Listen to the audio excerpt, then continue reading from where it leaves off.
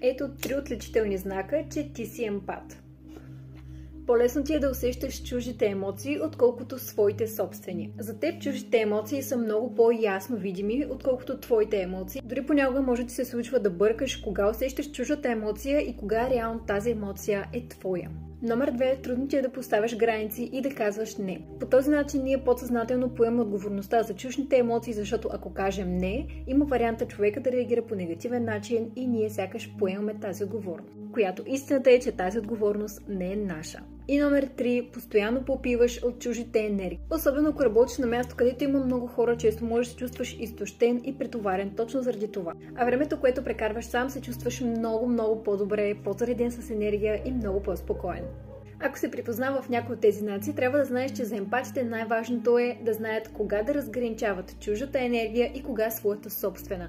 Защото много често сме склонни да приемаме негативни